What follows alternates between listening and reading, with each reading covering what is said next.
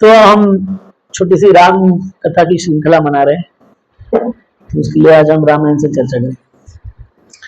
तो उसको पहले रिकैप करेंगे, हम बोलने से पहले आप कृपया बोलेंगे। बोलिए, हमने लास्ट टाइम बहुत सुंदर प्रसंग बताए थे रामायण से। तो रामायण का कौन सा एस्पेक्ट हमने डिस्कस किया था? What is Ramayana teaching mainly? Ramayana हमें क्या सिखा रहा है? हाँ हाँ हाँ, वेरी गुड। बोलिए वापस बोलिए। यस, शरणागति। शरणागति उसका इंग्लिश वर्ड क्या था हमने? यस, सरेंडर और शरणागति में क्या फर्क है?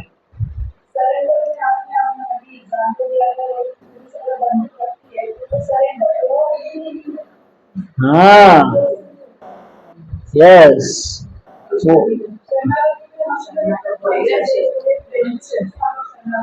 यस, हाँ, जो सरेंडर है, पुलिस वाला जो सरेंडर है, फिल्म में जो दिखता है सरेंडर बॉलीवुड में, उसका कोई इच्छा नहीं है, पुलिस इधर उधर देखेगा तो गायब हो जाएगा बेचारा। तो वाला सरेंडर ये नहीं है। सरेंडर अभी इस्तेमाल किया है वो शब्द सरेंडर, बट सरेंडर नहीं है ये शरणागति है, जो वॉलंटरली हमारे इच्छा से, प्रेम से, भक्ति भावना से हम भगवान को शरण जा रहे हैं, इसे शरणागति कहते हैं। तो शरणागति के हमने बहुत सारे उदाहरण देखे थे। मारीच का एग्जाम्पल दिखाया था। मारीच का एग्जाम्पल शरणागति का था। ऑपोजिट ऑफ शरणागति। हाँ, केवट का शरणागति का उदाहरण था, विभीषण का उदाहरण था, और जटायु का उदाहरण था। Very good. और सुग्रीव का उदाहरण था, भरत महाराज का उदाहरण था। ये सारे उदाहरण शरणागति के। इन्होंने भगवान श्री राम की शरणागति जबरदस्ती, कोई सजा, इसके इस भावना से स्वीकार नहीं किया था। इन्होंने, इन सब लोगों ने शरणागति उसके प्रेम से, भक्ति भावना के साथ शरणागति स्वीकार की थी भगवान श्री राम। यस, तो यही रामायण की शिक्षाएं हैं। तो उसमें हमने शरणागति के लक्षण देखे थे। अगर हम भगवान के शरणागत है, इसका मतलब क्या है? माता जी ने शुरुआत की थी उसकी अभी। शरणागति का लक्षण क्या है? कैसे पता चले कोई शरणागत है कि नहीं? बस अपना नमस्कार करे, हाथ जोड़े, घंटी बजाए, हो गया शरणागति? की कुछ करना भी है, उनकी खुशी के लिए सेवा करना है। एक टेक्निकल डेफिनेशन बताया था हमने शरणागति का, मत से शुरुआत की थी। हाँ हाँ, अनुकूल्यस्य संकल्प, प्रतिकूल्यस्य वर्जनम। शरणागति का लक्षण है जो हमारे भक्ति करने के अनुकूल है उसका हम स्वीकार करेंगे, और जो भक्ति करने के लिए प्रतिकूल है, भगवान श्री राम के पास जाने के लिए, भगवान श्री राम की भक्ति करने के लिए, भगवान श्री राम के साथ हमारा संबंध जोड़ने के लिए जो चीजें प्रतिकूल है उसका हम क्या करेंगे? त्याग करेंगे। और जो चीजें भगवान की सेवा करने के लिए, भगवान के साथ हमारे संबंध प्रस्थापित करने के लिए अनुकूल है उसका स्वीकार करेंगे। इसे टेक्निकल में बोलते हैं अनुकूल्यस्य संकल्प। संकल्प मतलब हाँ, निश्चय करना कि मैं ये करूंगा। हाँ, दृढ़ निश्चय। यस, संकल्प मतलब दृढ़ निश्चय। जो अनुकूल है उसका मैं दृढ़ता से पालन करूंगा। और प्रतिकूल्यस्य वर्जनम, जो प्रतिकूल है। क्या प्रतिकूल है? पता है ना आपको सब कुछ? क्या प्रतिकूल है? टीवी में आप रामायण देख रहे तो चल जाएगा। टीवी ऑल टुगेदर वाला तो आपको प्रीमियम लॉगिन लेना पड़ेगा जिसमें टीवी में जो भगवान श्री राम के प्रतिकूल है, इतना सारा चीज है, खास करके सीरियल और पिक्चर, ये सबसे प्रतिकूल है। हमारी उनकी कोई दुश्मनी नहीं है, आप ऐसा मत समझो कि हम उनके साथ अपने दुश्मनी मोड़ लिए इसलिए उनके लिए ना बोल रहे, नहीं। वो भगवान से दूर जाने के लिए सबसे ज्यादा पावर है उनके अंदर, है कि नहीं। और अनुकूल से संकल्प में आता है कि हम अच्छे भक्तों का संगति में रहें और अध्ययन करें, रामायण का, महाभारत का रेगुलरली पाठ करें, प्रार्थनाएं करें, भगवान की पूजा करें, अर्चना करें, खास करके नाम जप करें। ये सारी चीजें क्या हैं? अनुकूल है। ये हमें भगवान के और पास लेके जाएंगे। सो दिस इज ए संकल्प है, इसका संकल्प लेना चाहिए। और प्रतिकूल से वर्जन, बहुत सारी चीजें हैं। आप कहीं खड़ा रहोगे तो आप बातें सुनोगे तो आप प्रतिकूल भावना उत्पन्न होगी आपके हृदय में, इधर उधर की, जिसका कोई वैल्यू नहीं है, कुछ का कोई मूल्य नहीं है। क्या बोलते हैं? अनर्थ, निरर्थक। अर्थ मतलब जिसका कुछ जिसका कुछ फायदा है, अर्थ मतलब कि फायदा है, और अनर्थ मतलब जिसका कोई फायदा नहीं, नुकसान है। ऐसे बातें, ऐसे सुनना या बात ही करना है तो हमारे भक्तों के साथ मिलकर भगवान के बारे में बात करते हैं। हम हर बार संडे को आते हैं, हम इतनी सारी बातें करते हैं कि नहीं? मगर हम कौन सी बातें करते हैं जो हमें भगवान के पास में लेके जाती है? ऐसी तो अनुकूल। और उसके बाद हमने एक लीला देखी थी भगवान की, केवट की लीला देखी थी। और उसके बाद कौन सी लीला देखी थी हमने कुछ चर्चा किया था केवट के बाद। केवट की लीला हमने गहराई से सुनी थी। देखिए आप कितना केवट इतना होशियार है, उन्होंने भगवान श्री राम के चरण को अभिषेक करने के लिए इतना अच्छा कारण ढूंढ के निकाला, है कि नहीं? जैसे हमको कुछ करना है तो हम कैसे कारण ढूंढ के निकालते हैं कि नहीं? इसको अनुकूल्य से संकल्प बोलते हैं। जो अनुकूल है, अभी कुछ कारण देके अगर आपको सत्संग मिलने वाला है तो कारण जरूर देना चाहिए, है कि नहीं? आपको कहीं से निकलना है और आप कारण देके निकलना चाहते हो, मगर आपको शायद संडे प्रोग्राम है आपके पास, तो आपको बोलो नहीं मेरे को संडे प्रोग्राम को मैंने प्रॉमिस किया है जाने के लिए, तो मेरे को जाना ही है, और फिर आप आते हैं। तो यह अनुकूल्य से संकल्प मतलब बहुत दूर का एग्जाम्पल हो गया, बट अनुकूल्य से संकल्प मतलब कोई तो कारण ढूंढने का और फिर भगवान की पास जाने की कोशिश करना, इसे कहते हैं अनुकूल्य से संकल्प। तो यहाँ पे केवट है ना, भगवान श्री राम इतने सारे पत्थरों को अपने चरण स्पर्श किए थे, थोड़ी ना हर पत्थर से कोई माता उत्पन्न हुई थी, सिर्फ वो अहिल्या की जो शिला थी उससे ही सिर्फ अहिल्या बाहर आई थी। अभी केवट ऐसा भी बोल सकते, केवट को लक्ष्मण जी ऐसे ही बोल सकते हैं, अरे भगवान तो राम ने तो कितने सारे पत्थरों को स्पर्श किया है, मगर नहीं, केवट बोलता है नहीं, मुझे क्या पता, अगर मेरी नाव ट्रांसफॉर्म हो जाएगी तो मेरे लिए कितना बड़ा तकलीफ हो जाएगा। तो ऐसे तो यह भगवान श्री राम के अनगिनत लीलाएं हैं, आपको रामायण की शुरुआत में देखने को मिलता है। हरि अनंत, भगवान एक अवतार में अवतरित होके इस दुनिया में जो लीलाएं करते हैं उसका वर्णन अनंत काल तक चल सकता है। यहां तक बताया गया है कि इस दुनिया को भगवान नष्ट करके प्रलय करते हैं। कब करते हैं पता है? जिस दिन इस दुनिया में धरती के ऊपर श्री राम के चरित्र का, रामायण का वर्णन बंद हो जाएगा। अभी भी हजारों जगहों पर रामायण का वर्णन चल रहा है, लेकिन अभी तो अच्छा टाइम आ गया है, अच्छे दिन आएंगे बोल रहे थे, जो अच्छे दिन आएंगे ऐसा लग रहा है, क्योंकि बहुत सारी कथाएं हो रही है, मंदिर भी बन गया है, तो इट्स अ गुड साइन। हम कुछ दूसरों को वो नहीं कर रहे हैं, दिखावा नहीं कर रहे, मगर इतना सुंदर मंदिर आना, भगवान की स्थापना होना, इतने सारे लोग आध्यात्म की तरफ बढ़ना, एक अच्छा साइन है। तो जब यह इस दुनिया में ऐसा टाइम होगा कि एक भी जगह पे भगवान श्री राम के लीलाओं का, भगवान श्री कृष्ण की लीलाओं का वर्णन नहीं हो रहा होगा, तो भगवान क्या करेंगे? दैट इज द डे, वो डे है, उस दिन भगवान इस दुनिया को नष्ट करेंगे। क्या फायदा है? हमारे शास्त्रकार उदाहरण देते हैं एक आधा व्यक्ति अपना दुकान जो चला रहा है उसको बंद कर देता है एक दिन।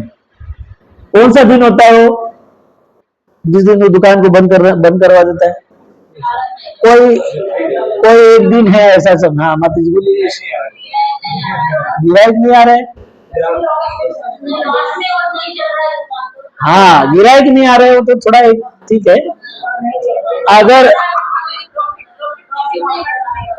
प्रॉफिट नहीं हो रहा है, हाँ सब लोग घाटा ही घाटा हो रहा है, किराया भी जा रहा है, लाइट बिल भी जा रहा है कि नहीं? दुकान के ऊपर दो लोग रहते हैं उनका भी टाइम जा रहा है, इतना सब जा रहा है और अंदर गले में कुछ भी नहीं आ रहा है। उसका करने का उस दिन अच्छा है घर पे जाके सो जाए, कम से कम भाड़ा तो भरना नहीं पड़ेगा, लाइट बिल तो लेना नहीं पड़ेगा, उतना तो होगा कम से कम। तो इसलिए इस दुनिया को भगवान इसलिए रचाते हैं। शास्त्रकार ने इसका वर्णन किया, भगवद गीता में भगवान बताते हैं कि दुनिया में हाँ बहुत सारी तकलीफें हैं, देखने वालों को है, जो देखने वो कुछ भी नहीं तकलीफ है। हर दम माया देवी लोगों का पिटाई करती है। उसका कारण क्या है? उसका कारण है कि लोग समझे और भगवान की तरफ मुड़े, और भगवान की तरफ मुड़ने के बाद उनको एक शांति की अनुभूति होती है, सभी को होती है। जो भी भक्ति करते हैं उनको 6 लक्षणों का अनुभव होता है। उसमें से पहला लक्षण है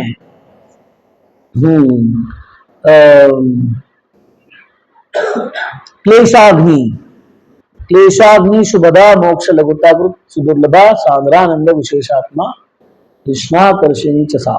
ये 6 लक्षण है। उसमें से पहला लक्षण है जैसे ही कोई भक्ति करना चालू करता है, प्रामाणिक तरीके से भक्ति करना चालू करता है, इधर उधर नहीं जाके घंटी बजाओ, भगवान को देखे बिना नमस्कार करो, 2 सेकंड में उसका भक्ति खत्म होता है, वो वाला भक्ति नहीं बोल रहे। हाँ हाँ वो वाला भक्ति नहीं, ठांग मैकेनिकल वाला भक्ति। जाएगा 5 चप्पल जोड़ेगा, ठांग बजाएगा, आगे जाएगा, ऐसा करेगा, एक प्रदक्षिणा मारेगा, बाहर। आजकल तो इतना भयंकर है, उसमें बीच में मोबाइल भी बजना चालू हो जाता है, तो वो भी चलता है, प्रदक्षिणा भी कर रहा है। प्रदक्षिणा करने के टाइम पे हृदय में ऐसे भावनाएं आती हैं। मैंने बताई थी प्रदक्षिणा करते वक्त क्या भावना आती, क्या भावना करते करते प्रदक्षिणा करना चाहिए? नहीं, हाँ भगवान का स्मरण तो करना चाहिए, मगर उसमें एक भावना है, हम भगवान के आजू बाजू में घूम रहे हैं, क्या क्या मन में भावनाएं आने। हाँ मैं आपको मेरे जीवन का केंद्र बनाता हूं और आपके आजू बाजू में ही घूमूंगा। जो सैटेलाइट होता है ना, कहाँ घूमता है वो सैटेलाइट? अपना जो चांद है, जो अर्थ का सैटेलाइट माना जाता है, कहाँ घूमता है वो? आज पृथ्वी के ऊपर, कर गुरु के वहां पे, कल वहां, शनि को थोड़ा घूम के, थोड़ा चौपाटी वपाटी खा के, बॉलीवुड जाके थोड़ा, फिर से 15 दिन के बाद अर्थ के बाहर, फिर इधर फिर उधर फिर उधर। ऐसा होता है कि सैटेलाइट बराबर उधर ही घूमता है, ऐसे इस ऑर्बिट से उस ऑर्बिट में, शनिवार को ये, रविवार को वो, मंगलवार को ये, ऐसे नहीं करता है, रोज इधर ही घूमता है। सैटेलाइट का मतलब होता है, उस प्रदक्षिणा का मतलब होता है, हे भगवान मैं आपको मेरे जीवन का केंद्र बनाता हूं और आपके आजू बाजू में ही घूमूंगा।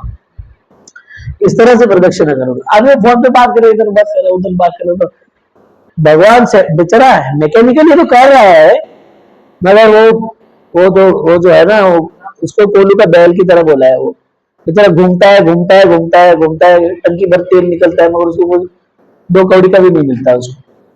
तो भावना के साथ वो होता है।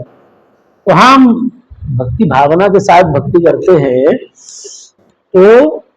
तो सबसे पहला लक्षण देखने को मिलता है कि व्यक्ति के अंदर जो क्लेश का अग्नि है, इतने सारे क्लेश है हमारे जीवन में, वो अग्नि शांत होते हुए प्रतीत होता है। इतने सारे लोग कितनी छोटी छोटी चीजों के ऊपर इतना बड़ा बड़ा विवाद करते हैं, है कि नहीं? चम्मच यहाँ क्यों रखा, तुम यही क्यों बोला, ऐसा ही क्यों बोला, ऐसा क्यों नहीं बोला, इधर मुंह करके क्यों बोला, उधर मुंह करके क्यों नहीं बोला, मेरे को बोला कि उसको बोला।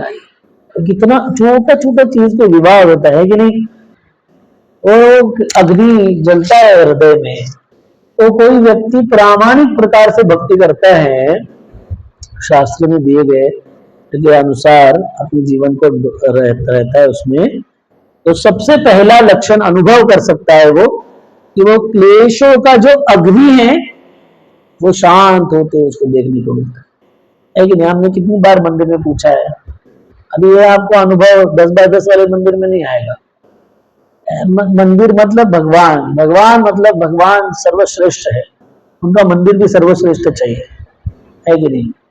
कोई जो बड़ी जगह है उसमें कोई कुछ बना नहीं सकते, उसमें मंदिर बनाया है, और एक 10 बाय 10 के मंदिर में 10-15 लोग, सर्वधर्म मंदिर क्या बोलते हो आजकल, मेरे को याद नहीं आ रहा है। बस अपना हर फुट भर के ऊपर सब देवताओं को खड़ा करते हैं बेचारों से, है कि नहीं? ऐसे नहीं, एक जगह जहां पे प्रामाणिकता से भगवान की पूजा चल रही है, अर्चना चल रही है, भक्ति चल रही है, वहां जाएंगे। इतने सारे लोगों को आपने मंदिर में पहली बार आए लोग, मुझे कैसा लगा मंदिर में?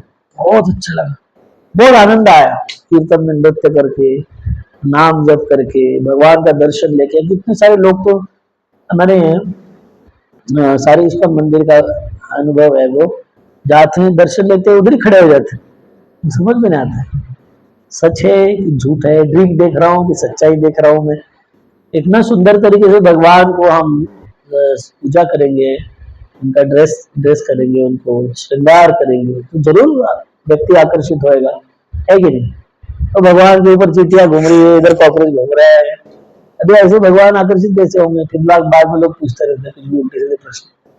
नहीं, भगवान सर्वाकर्षक है, जैसे अंगूठी है वो सर्वाकर्षक है, मगर उसके ऊपर कचरा गिर गया, डस्ट गिर गया तो वो आकर्षक है मगर नहीं प्रतीत होता है ना। तो इसलिए भक्त का काम है, जो सेवा कर रहा है, जो अंगूठी को संभाल के रख रहा है, उसका काम है उसको ठीक से रखना। अब अंगूठी का दोष नहीं, गंदगी उसके ऊपर गिर गया तो सोना ही है, उसके ऊपर हीरा लगा हुआ है मगर उसके ऊपर कचरा गिरा हुआ है, फिर उसका सौंदर्य जो ढक जाएगा। है सर्वाकर्षक ही है अभी भी, तो भगवान सर्वाकर्षक ही है, मगर सेवा करने वाला जो है उसको उनका आकर्षण तो प्रदर्शित करने आना चाहिए, है कि नहीं? लोग तो चमका चमका के चप्पल को भी आकर्षित करते हैं आज, लाइट बल्ब लगा लगा के एकदम मस्त फोकस लगा के है चप्पल, मगर ऐसा लगता है कि कोई अभी गहना खरीद रहे, कोई इतना सुंदर दुकान दिखता है, इतना सुंदर वहां पे फर्नीचर रहता है, डेकोरेशन रहता है, तो मामूली चीज है मगर वो एम्बियंस की वजह से और सुंदर लग रही है। और भगवान सर्वाकर्षक है मगर उसके ऊपर सब उल्टा सीधा जमा होने की वजह से आकर्षक नहीं लगते हैं। इसलिए सेवक डिवोटी का काम है कि भगवान जो सर्व सुंदर है उनको सुंदरता से प्रेजेंट भी करे। तो इसलिए भक्ति का जो मार्ग, जहां पे भी ऐसी भक्ति हो रही है, जहां पे भगवान की सुंदरता को प्रकटित हो रही है, वहां पे जरूर व्यक्ति को क्लेशाग्नि, उसके हृदय में जो अग्नि जल रही है इस दुनिया के तकलीफों को झेलते झेलते, वो कम होते हुए मिलेगी। इसलिए डिवोटी खुशी में, आनंद में रहता है कि नहीं? उनके चेहरे पे, उनके मन में, उनके बर्ताव में आपको एक आनंद देखने को मिलेगा। क्यों? क्योंकि वो दुनिया के दुखों से का बहुत दूर है। इसलिए ये लक्षण है, क्लेशाग्नि नाम का ये लक्षण है। जब हम भक्ति करते हैं तो हमारे हृदय में जो इस दुनिया को जीते वाले जो बुरे अनुभव है, जलने वाले अनुभव है, वो शांत होने होते देखने को मिलते हैं। मन शांत होता है, विचार शांत होते हैं, वृत्ति शांत होती है। ये उसके पीछे भावना है। तो ऐसी भक्ति करना ये हमारा कार्य है। इसका एक बहुत सुंदर उदाहरण है हनुमान जी का।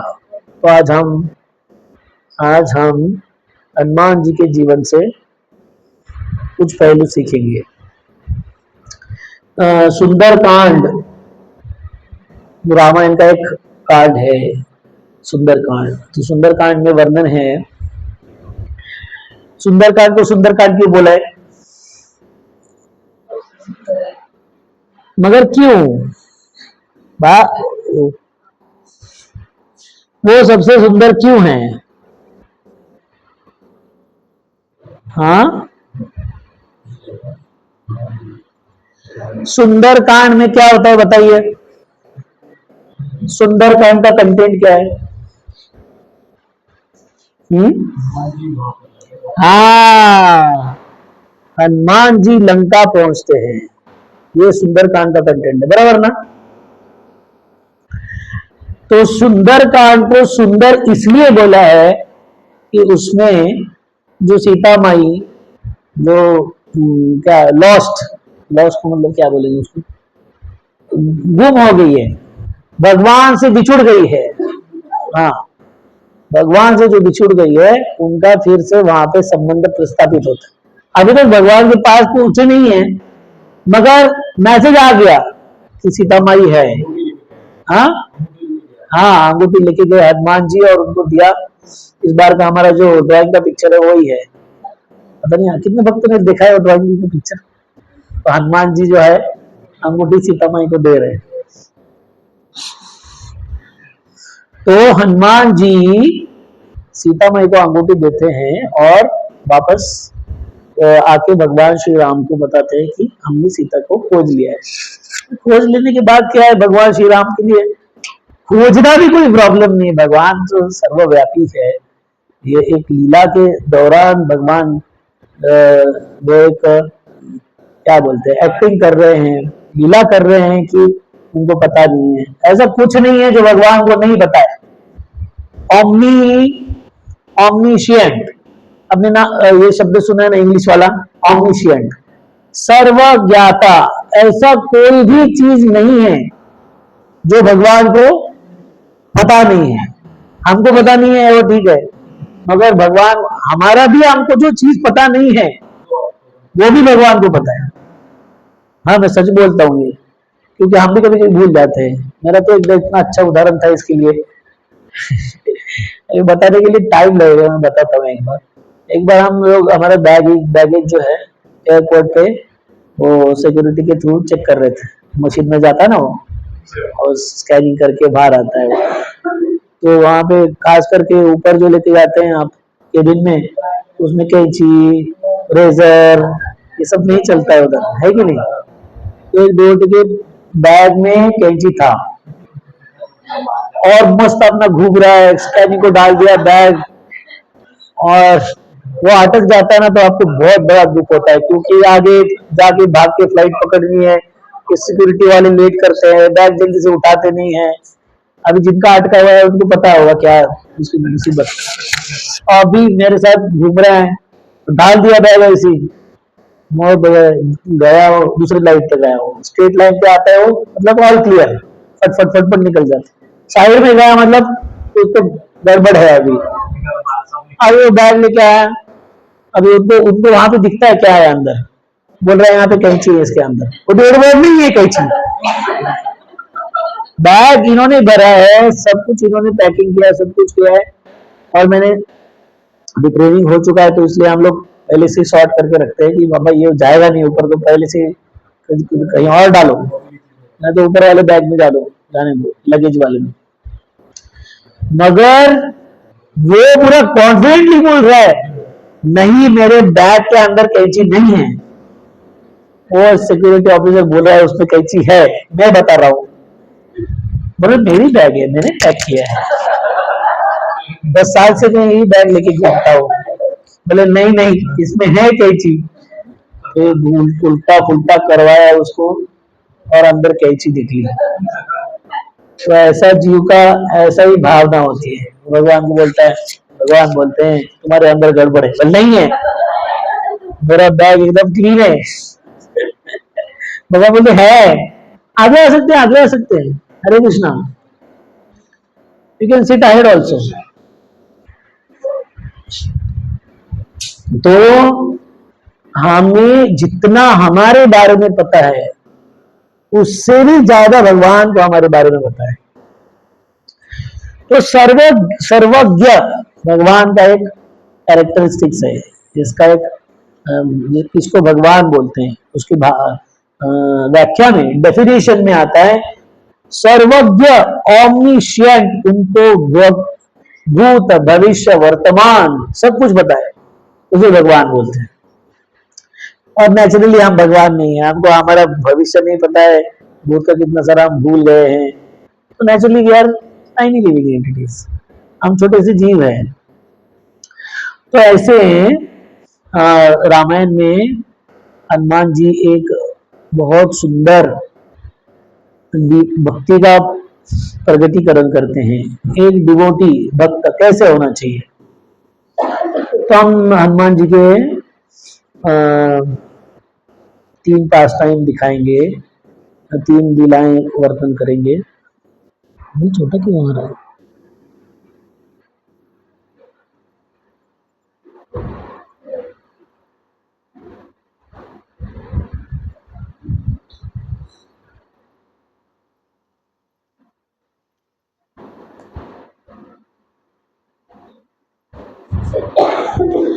तो हनुमान जी की सबसे पहली बहुत सारी लीलाएं, हजारों लीलाएं हैं हनुमान जी की, तो उसमें से 2-3 लीलाओं का हम वर्णन करते हैं आज।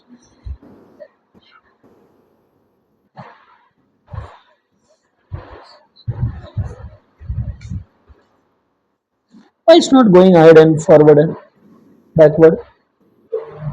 The other picture viewer is required, huh? 1 minute, 1 minute. I'll open with. This is open with. No, let's share it. Let's go for it. Let's go for it. Let's go for it. Yeah. Yes. Okay, which one I should open? Yeah. Yes.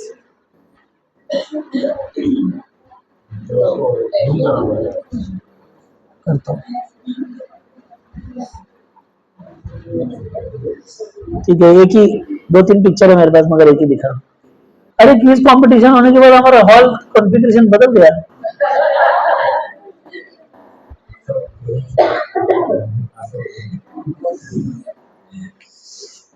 तो ये आता है, बहुत बड़ा वर्णन आता है इसके बारे में कि हमारे शास्त्र में आध्यात्मिक शिक्षा लेने के अलग अलग विशेष गुरु बताए गए हैं, जिनसे हमको खास करके शिक्षाएं लेनी चाहिए। तो उसमें एक प्रामाणिक टीचर बोल के जाते हैं, बोनाफाइड स्पिरिचुअल मास्टर। तो उसमें भगवान ने ज्ञान दिया है भगवान सूर्य को। हाँ, 4थे अध्याय जो हमारा चालू होने वाला है भगवद गीता का, उसकी शुरुआत में भगवान बताते हैं कि दुनिया के शुरुआत में मैंने आध्यात्मिक ज्ञान सूर्य भगवान को दिया था। इमम विवस्वते योगम प्रोक्तवान अहम अव्ययम। तो उसमें हनुमान जी क्या करते हैं, हनुमान जी को सूर्य भगवान से माफी मांगनी थी, क्योंकि जब जब छोटे थे तो उन्होंने उनको निगल के खाने की कोशिश की थी। उसके चक्कर में सूर्य को बहुत सारी तकलीफ हुई थी।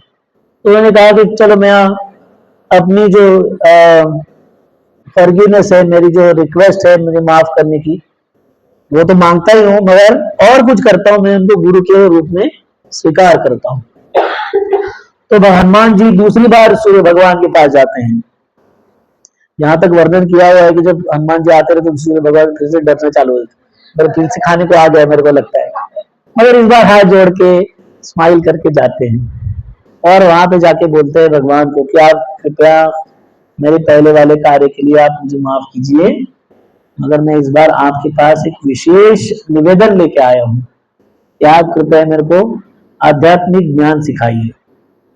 तो भगवान सूर्य बोलते हैं ठीक है, मैं सिखाऊंगा आपको, मगर देखिए हमारा है ना ये हमारा जो क्लासरूम है ना एक तो फुल है, यहाँ पे सीखने के लिए जो जगह है वो है कि हमारा जो रथ है उसके ऊपर जो खाली जगह है उतना ही जगह है बस, और वो हाउसफुल है अभी, उसमें और कोई नहीं बैठ सकता है। जितने वहां पे, अभी वो डिवोटी एक ड्रामेटिक स्टाइल से लिखता है तो बोलता है कि बैच फुल थी है हमारी, सूर्य भगवान उनको बोलते हैं।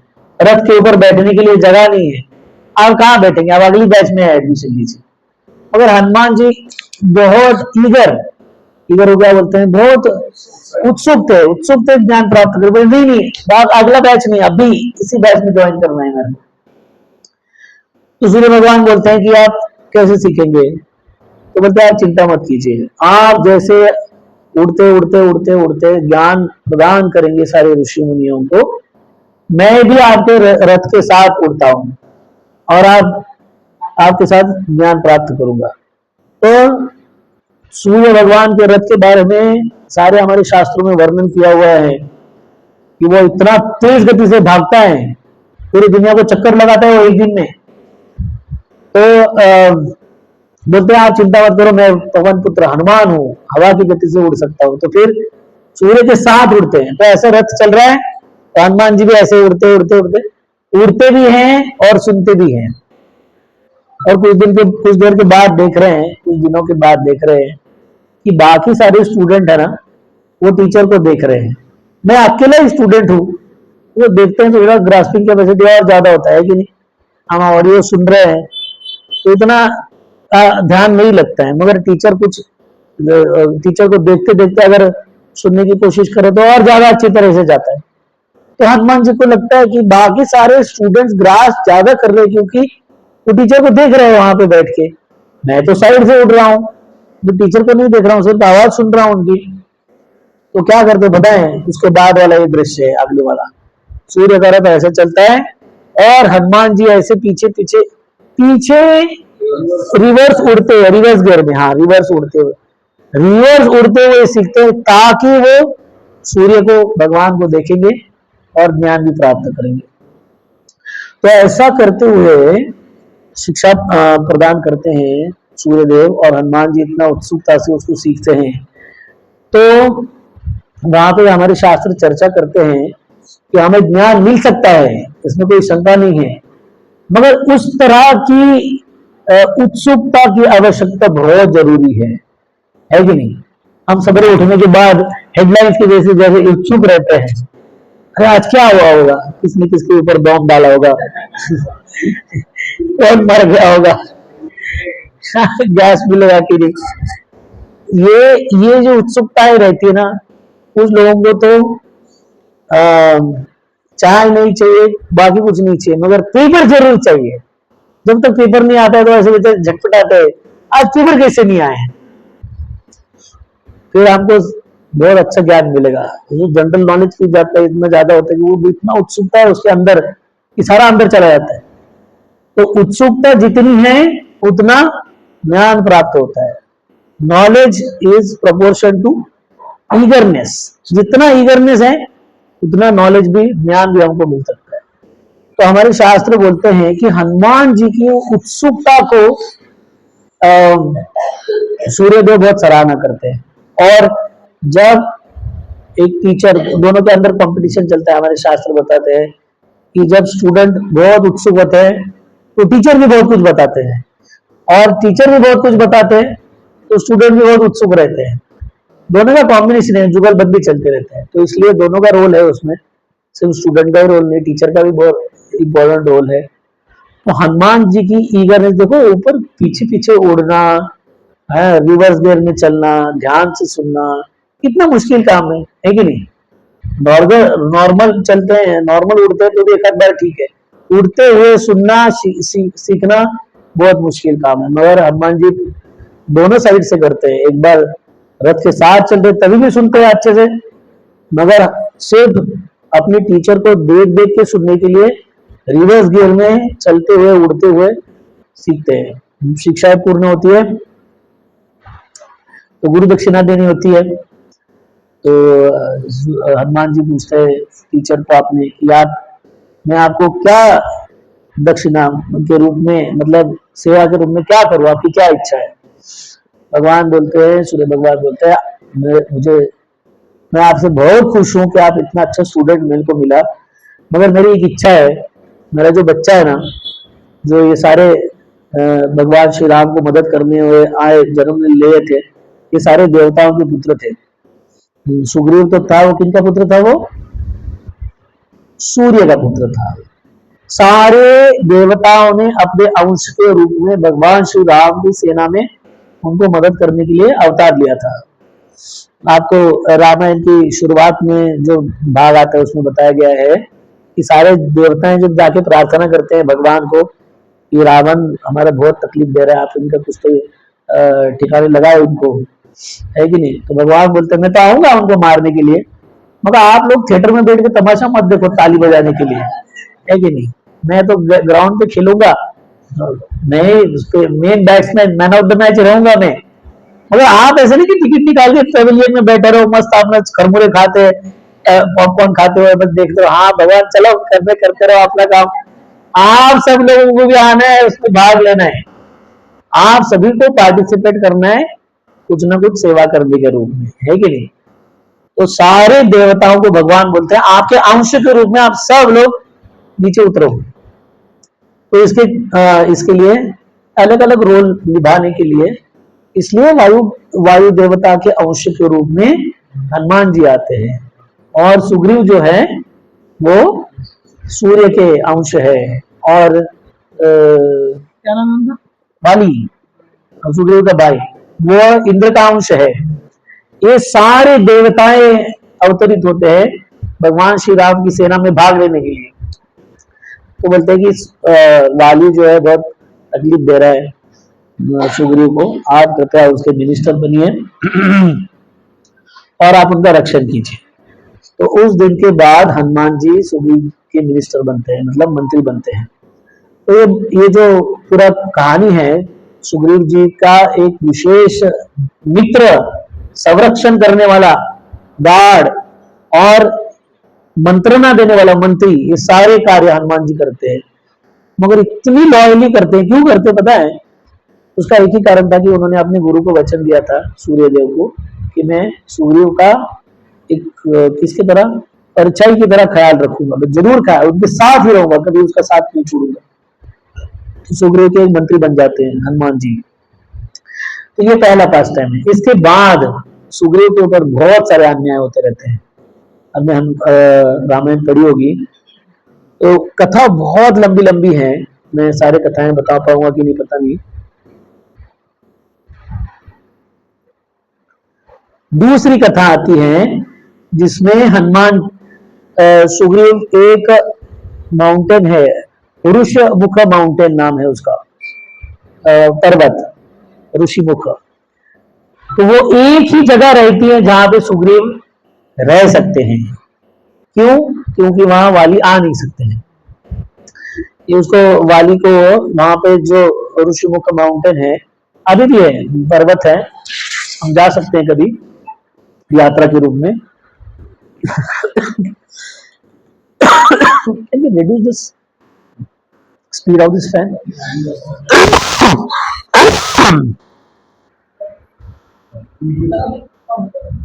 कमी कमी, हाँ कमी कमी।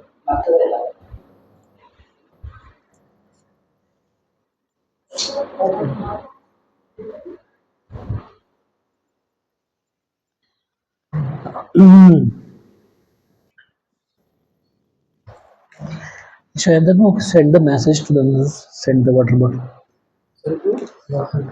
और अपने हरिमोहन को मैसेज भेजो ना, वाटर बॉटल भेजो। सो उमेश हमको बोला ना पानी की बोतल भेजे बोल। तो ये कथा आती है, विशेष कथा आती है कि हर दिन आगे वाली जो है सुग्रीव को मारते रहता है। वो ऋषिमुख माउंटेन में अभी वाली का शक्ति का वर्णन किया हुआ है, हमने इस कार्यक्रम में भी किया था, बराबर है ना? रावण को पूंछ में बांध के घूमता था वो, देखो आप कितना, सोचो आप कितना शक्तिशाली होगा। तो वो क्या करता है पता है क्या? हाँ, रोज वो ऋषिमुख माउंटेन के ऊपर आता है, एकदम वायु की गति हो जाता है, फ्लैशिंग, लाइटनिंग होती ना, आकाश में, वैसे आता था और एक जोर से बड़ी लात मार के सूर्य को चला जाता था, क्योंकि वहां पे माउंटेन पे लैंड करना उसको अलाउड नहीं था। जैसे ही ऋषिमुख माउंटेन को टच करेगा तो उसका सर फट के मर जाएगा, ऐसा उसको शाप मिला था मातंग मुनि से। तो इसलिए सुग्रीव जी वहां पे जाके आराम से रहते थे, मगर वहां पे भी रहने नहीं देता था वो, वहां पे भी आके उनको मार देता था। तो वो फिर हनुमान जी आते हैं एक बार, हनुमान जी क्या करते हैं, रोज मारने के बाद, तो लात मारने के बाद सर को, सुग्रीव रोज सर पकड़ के घंटों घंटे बैठता था ऐसे ही, इतना दुख होता था उनको, मगर वो कुछ नहीं कर पाते थे, क्योंकि वाली कहीं गुना शक्तिशाली थे। तो फिर हनुमान जी आते हैं, हनुमान जी उनका संरक्षण करते हैं। एक दिन वाली आता है, मतलब उसके नेक्स्ट डे पे वाली, जब हनुमान जी सुग्रीव के साथ आते हैं, उसके बाद वाली आता है, तो वाली के दोनों हाथ दोनों पैर पकड़ते हैं हनुमान जी जब मारने जाता है सुग्रीव, और पूरी दुनिया में वाली का पैर पकड़ के उसको रोकने वाला कोई भी नहीं था, देयर वाज नोबडी। इसलिए इन वीरों का वर्णन करते हुए ना, इतना बड़ा रावण शक्तिशाली है, मगर उससे भी शक्तिशाली कौन है, वाली है, मगर उनसे भी शक्तिशाली कौन है, हनुमान जी है।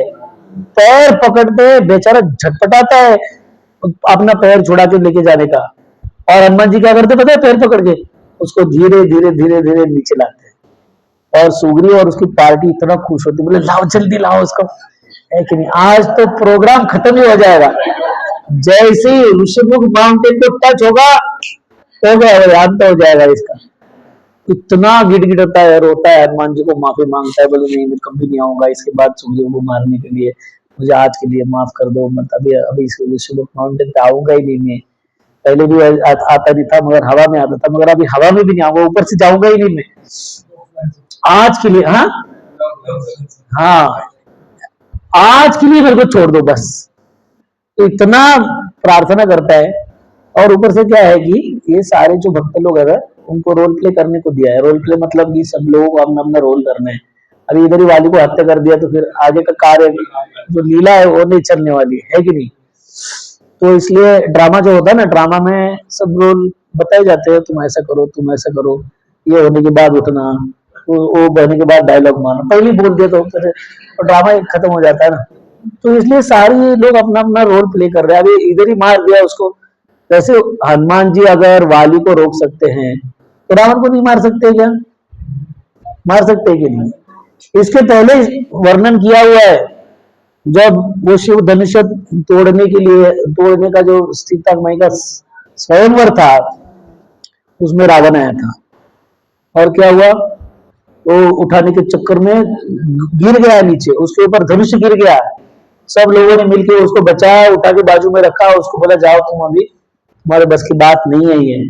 वो शिव धनुष सीता मई गार्डन में फूल तोड़ने के लिए इस्तेमाल करते थे, एक हाथ से लेफ्ट हैंड से उठाती थी उसको, वो शिव धनुष को लेफ्ट हैंड से उठाती थी, वो जो ऊपर बहुत दूर ऊपर जो फूल है वो निकाल नहीं पाते ना, तो शिव धनुष से लेके ऐसे उसको नीचे गिरते थे, सीता माई उसकी दोस्त थी, और फूल तोड़ते थे और बाजा के वापस रख देते थे।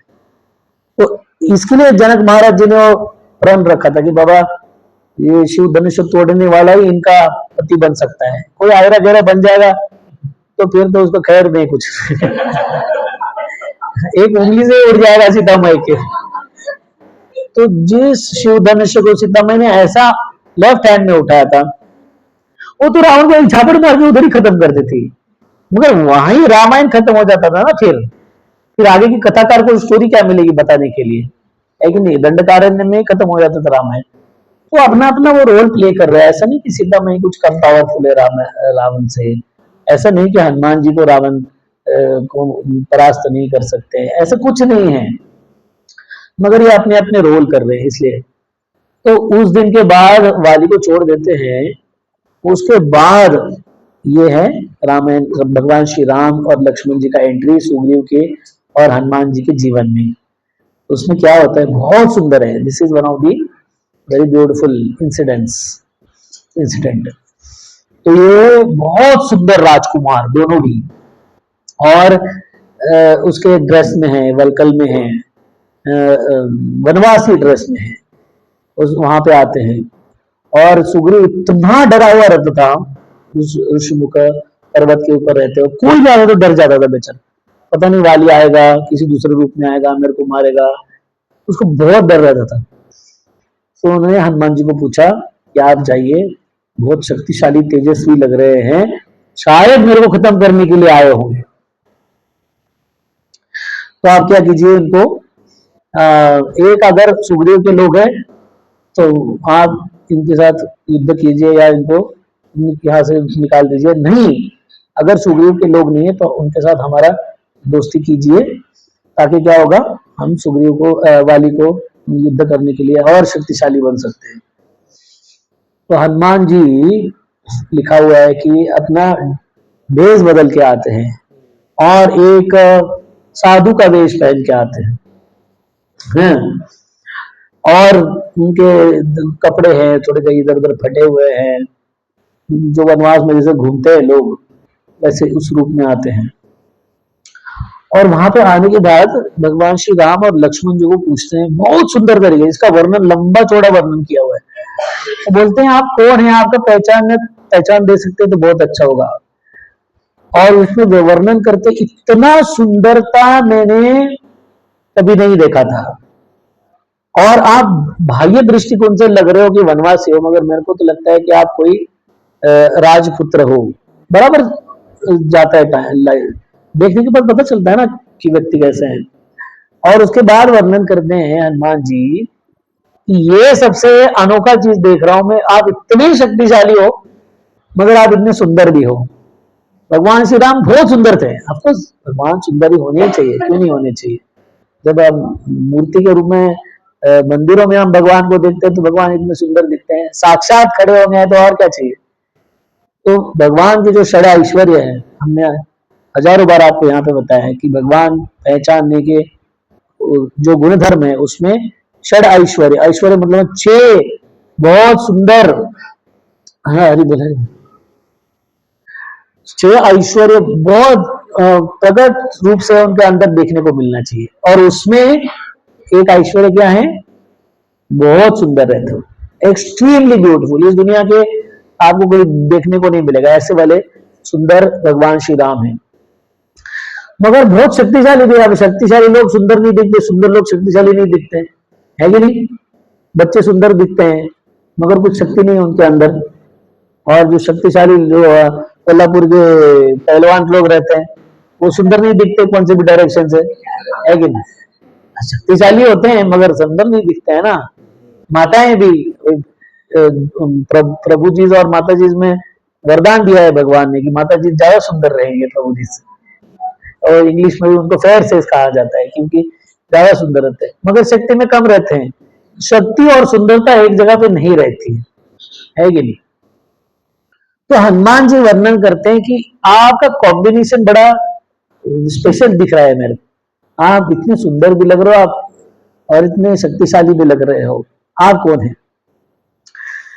तो उनके पहचान होने के पहले वहां भगवान श्री राम और लक्ष्मण जी से प्रश्न आता है उनको कि आप गरीब सन्यासी के रूप में, वनवासी के रूप में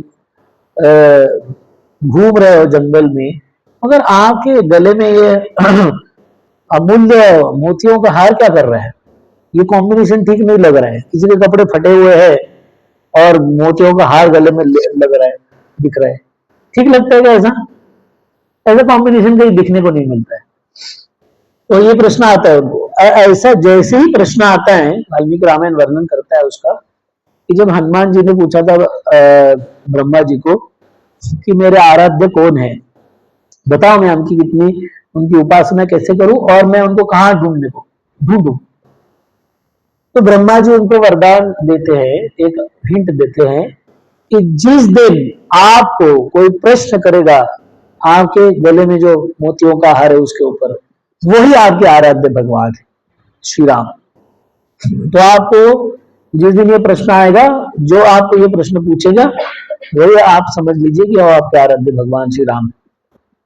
तो ऐसे जैसे प्रश्न पूछते हैं तो उनको लगता है, हनुमान जी बहुत दुखी हो जाते हैं, मैं डायरेक्ट कैसे नहीं पहचान पाया मेरे प्रभु को, है कि नहीं। एक नौकर मतलब सेवक का कार्य है कि वो किसी भी हालत में अपने मालिक को पहचाने। यहाँ तक हमारे घोड़े ने भी पहचाना था अपने मालिक को। कौन है? राणा प्रताप जी था, घोड़ा था क्या? चेतक। इतना कभी कभी आदमी सेवक होता है, उसको मालिक पता नहीं चलता है वो क्या करना चाहिए, मगर वो बेचारा घोड़ा था, मगर सेवक था, बचाता है उनको। तो सेवक को कभी मालिक को भूलना नहीं चाहिए। उन्होंने बोला मैं कैसे भूल गया, तो बहुत दुखी हो जाते हैं वो। और मैंने कैसे आगे पहचाना, अब मालिक को जाके पहचान नहीं पूछते हैं आप कौन हो बोल के, ये एटिकेट वाइज गलत है। और उसके बाद हनुमान जी को जब पूछते हैं कि आप कौन हो, तो हनुमान जी बोलते हैं कि मैं सुग्रीव का मंत्री हूँ। तो सुग्रीव का मंत्री हो, तो बोलने के बाद भगवान का एक्सप्रेशन थोड़ा कम हो जाता है, क्योंकि हर जीव का पहचान है, हर एक का पहचान है, मेरा आपका सबका, हर एक जीव का पहचान है कि वो भगवान का सेवक है। इधर के सारे जो रोल है ना हमारे, हमने मोहन नगर में जो डिस्कवर योरसेल्फ सीख रहे थे तब हमने सीखा था, हम अपने आप को अलग अलग रूपों में अपना पहचान देते हैं। मैं इंडियन हूँ, मैं बिजनेसमैन हूँ, मैं यंग आदमी हूँ, मैं ओल्ड आदमी हूँ, मगर ये सारी पहचान बदल जाते हैं, बराबर है ना। आप आज स्टूडेंट बोलते हो, मैं स्टूडेंट हूँ। 10 साल के बाद बोलते हो मैं कंपनी का मैनेजर हूँ। उसके बाद और 10 साल के बाद अगर कंपनी डालते तो बोलते कंपनी का मालिक हूँ। आपके सारे जो आइडेंटिफिकेशन है वो बदल रहे हैं ना, ये कोई परमानेंट आइडेंटिफिकेशन नहीं है। सुग्रीव का मंत्री होना ये टेम्पररी आइडेंटिफिकेशन उधर का, हर एक जीव का पहचान है कि वो भगवान का सेवक है, दास है, यही हमारी पहचान है। तो भगवान नाराज क्यों होते हैं? क्योंकि हनुमान जी को बोलना चाहिए था कि मैं भगवान श्री राम का सेवक हूं, पहचाना नहीं है, मगर आइडेंटिटी तो वही है। तो सुग्रीव का मंत्री होने की वजह से ये एटिकेट बराबर नहीं है। हर एक जीव का उद्देश्य है। जैसे हम, आपको पता होगा, हम हमारे भक्त बहुत अच्छी तरीके से भक्ति करते हैं तो उनकी दीक्षा होती है। दीक्षा के टाइम क्या होता है? उनको एक नया नाम मिलता है। क्या नाम मिलता है? नाम में कुछ भी मिले, लास्ट में क्या होता है? दास होता है, दास, तुलसीदास, है कि नहीं? क्या आपके बजाज की जो सारे फैमिलीज के लोग निकालोगे ना, पहले जनरेशन वाले, आपको सबको लक्ष्मी नारायण दास, रामदास, कृष्णदास, वो सारे दास मिलेंगे आपको। सूरदास, दास, उधर दास जरूरी है, हम मालिक नहीं, हम दास है। तो हनुमान जी जब ये आइडेंटिफिकेशन देते हैं कि मैं सुग्रीव का मंत्री हूं, फिर हनुमान जी को भी पता चलता है अरे मैंने गलती कर दिया। उसके बाद जब हनुमान जी पूछते हैं आप कौन है, उसका उत्तर देते हुए लक्ष्मण जी आते हैं और लक्ष्मण जी बोलते हैं कि भगवान श्री राम है, दशरथ महाराज के सबसे वरिष्ठ पुत्र हैं, 14 साल के वनवास के लिए बाहर निकले हुए हैं, मगर वापस जाके फिर से अयोध्या के राजा बनने वाले हैं। और आप कौन है? अब इनका आइडेंटिफिकेशन भी चाहिए ना। राम जी का तो हो गया पूरा, लक्ष्मण जी का, लक्ष्मण जी क्या आइडेंटिफिकेशन देते हैं अपना? मैं भगवान श्री राम का एक तुच्छ दास हूं, बस इतना ही आइडेंटिफिकेशन। तो तब जब सुनते हैं तो हनुमान जी को और दुख हो जाता है, अरे मैंने जो गलती की थी अब ये लक्ष्मण जी ने सुधार के दिखाई। मैं हमारा जब पहचान पूछना चाहे तो हमारा एक ही पहचान है। हमारा क्या पहचान है? हम भगवान के एक क्षुल्लक दास है। मगर भगवान की चर्चा हाँ घंटों घंटे करेंगे, हमारी चर्चा नहीं करनी चाहिए। ये शास्त्र में अर्जुन और कृष्ण के बीच में संवाद आता है, उसमें आता है जब व्यक्ति अपनी खुद की प्रशंसा करना चालू करता है तो उसके सारे जो पुण्य है ना, उसने अच्छे अच्छे काम किए हैं, वो सारे नील हो जाते हैं। अपने मुंह से बताया मैंने ये किया, मैंने वो किया, मैंने ऐसा किया, मैंने वैसा किया। अब लोग तो आजकल बस चालू होने दो, बस करते ही तुसा 2-4 और एडिक्शन लगा लगा के इतना बड़ा करके बता देते हैं। और इनका पुण्य के बाद क्या और क्या क्या नष्ट होता है पता नहीं मेरे को, क्योंकि जो किया होता है वो तो नष्ट हो गया। एडिक्शन जो है, एक्स्ट्रा माल लगाया, उससे क्या पड़ता है फर्क पता नहीं मुझे। हमारी मुंह से हमारी प्रशंसा तो नहीं करनी चाहिए, कम से कम यह हमारे शास्त्र बताते हैं। भगवान की प्रशंसा करनी चाहिए मगर हमारी नहीं करनी चाहिए।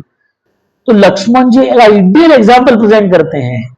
वो हनुमान जी के आगे बोलते हैं कि मैं भगवान श्री राम का एक तुच्छ सेवक हूं। तो हनुमान जी को पता चलता है उन्होंने क्या गलती किया। फिर हनुमान जी बोलते हैं चलिए आप सुग्रीव के पास जाते हैं। तो ऐसे हनुमान जी दोनों को उठा के कंधे पे उठा के लेके आते हैं सुग्रीव के पास। बहुत सारी पिक्चर्स है, हजारों पिक्चर्स है रामायण के ऊपर। ये देखिए, ये फर्स्ट एंट्री भगवान की सेवा के रूप में दोनों को उठा के ऋषिमुख पर्वत के ऊपर आते हैं और वहां पे वर्णन किया हुआ है कि भगवान श्री राम वाली को क्यों मारते हैं और सुग्रीव को आशीर्वाद क्यों देते हैं। देखिए बहुत सुंदर ये वर्णन मैं इसको जानबूझ के कर रहा था, इसलिए मैं इस पास टाइम तक आया। क्या दिख रहा है इसमें? शबरी माता एंड हाँ, this is identification. Okay okay, ये क्या दिख रहा है? सुग्रीव है। हाँ हाँ, ये टीम सारी बैठी हुई है। सुग्रीव के पास आते हैं और सुग्रीव इंट्रोडक्शन दोनों का एक दूसरे के साथ होने के बाद सुग्रीव भगवान श्री राम से हाथ मिलाता है, शेक हैंड। तो हनुमान जी फिर से दुखी हो जाते, अरे भगवान के साथ शेक हैंड करोगे? भगवान को प्रणाम करना होता है, शेक हैंड क्या कर रहे हो भगवान के साथ? मगर कुछ बोलते नहीं है। सुग्रीव राजा है, हनुमान जी मंत्री है, बाह्य दृष्टिकोण से, इसलिए कुछ बोलते नहीं है। मगर उसके बाद दोनों का एक एग्रीमेंट साइन होता है। दोनों भी एक ही दुख में फंसे हुए हैं। कौन से दुख में फंसे हुए हैं? सुग्रीव की पत्नी को वाली ने छीन लिया हुआ है और श्री राम जी की पत्नी को रावण ने छीना है कि नहीं? इंग्लिश में कहते हैं मिजरी लव्स कंपनी।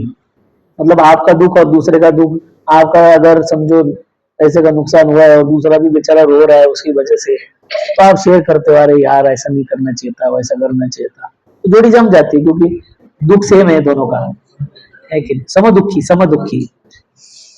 तो फिर भगवान श्री राम बोलते हैं मैं आपको राजा बनाऊंगा और आपकी जो पत्नी है उनका भी आपको मिलन करवा दूंगा, मगर आप हमारी जो सीता माई को अपहरण करके लेके गया रावण, वो जो हमारी खोज चल रही है उसमें आप हमको मदद कीजिए।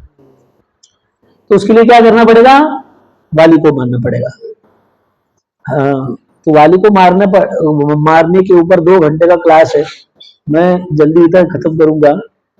तो भगवान श्री राम क्या करते हैं, बोले जाओ वाली को ललकारो, उससे युद्ध करो, मैं पीछे से बाण मार के वाली को मार देता हूँ।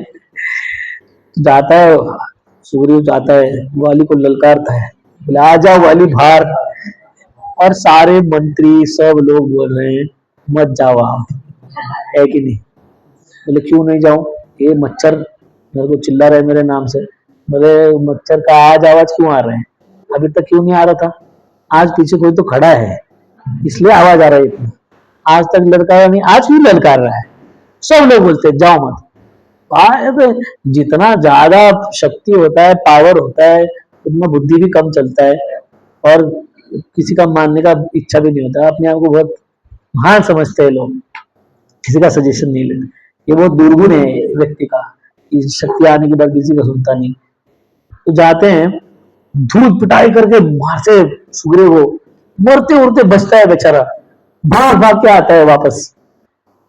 और भगवान श्री राम को चरणों में बोलते, आपको अगर मेरे को मरवा नहीं तो मेरे को भेजा क्यों आपने, है कि नहीं? आप बोला मैं बचाता हूँ आपको, वाली को पीछे से मारता हूँ, आज और 5-10 मिनट होता है तो मेरा अभी, है कि नहीं, राम नाम सत्य हो जाता था। क्या कर रहे हो आप? तो भगवान श्री राम क्या करते हैं, एक्चुअली जब सुग्रीव के पास आते हैं लक्ष्मण जी, राम जी, हनुमान जी, तो सुग्रीव एक तो भगवान श्री राम को पहचानते नहीं, उनकी शक्तियों को पहचानते नहीं, और ऊपर से उनके साथ शिकायत करते हैं। ऊपर से जब बैठने की व्यवस्था करते हैं तो खुद की और भगवान श्री राम की व्यवस्था करते हैं। लक्ष्मण जी खड़े रहते हैं, हनुमान जी भी खड़े रहते हैं। फिर हनुमान जी को समझ में आता है ऐसा नहीं करना चाहिए, तो भाग भाग के लेके आते हैं दूसरी ब्रांच और उसके ऊपर लक्ष्मण जी को बिठाते हैं और खुद जमीन पर बैठते हैं डायरेक्टली, सुग्रीव को दिखाने के लिए कि बस तुम्हारा लाइन की मेरे साथ है और ये आराध्य भगवान है, इनको ऊपर बिठाना चाहिए। मगर सेंसिटिव, तुम्हारा दिमाग जो है ना बहुत मोटा हो गया, तुमको समझ में नहीं आ रहा है कुछ भी। तो अपने स्वभाव से और बर्ताव से सिखाते हैं। मगर उसके चक्कर में क्या होता है कि हाँ, सुग्रीव भगवान श्री राम का आदर करता है मगर लक्ष्मण जी को आदर देना भूल जाता है। तो हमारे शास्त्र लिखते हैं कि हम जितना भगवान की पूजा करते हैं, आराधना करते हैं, आदर करते हैं, उनके साथ उनके जो सारे अवतार रूप में आते हैं, बाकी सारे देवताएं भी आते हैं। जो लक्ष्मण जी है, लक्ष्मण जी कौन है? लक्ष्मण जी आम जीव, हमारे जैसे जीव नहीं है, वो अनंत शेष है जो भगवान के ही रूप है। भगवान को कौन धारण कर सकता है? भगवान को भगवान ही धारण कर सकते हैं।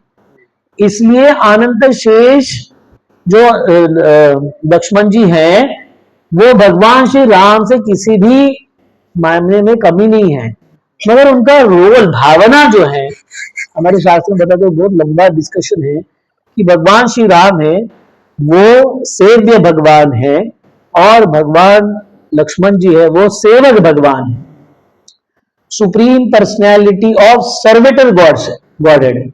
भगवान सेवा लेंगे और लक्ष्मण जी अनंत शेष के रूप में और लक्ष्मण जी के रूप में क्या करेंगे? सेवा प्रदान करेंगे। भगवान की सेवा करने के लिए भी भगवान के लायक ही व्यक्ति चाहिए। आम आदमी भगवान की क्या सेवा करेगा? फॉर एग्जाम्पल हम अंबानी की सेवा कर सकते हैं क्या? आप उनको बुला सकते हो ग्रीन जोन में सबरे, अच्छा आ जाओ ब्रेकफास्ट लेने के लिए, है कि नहीं?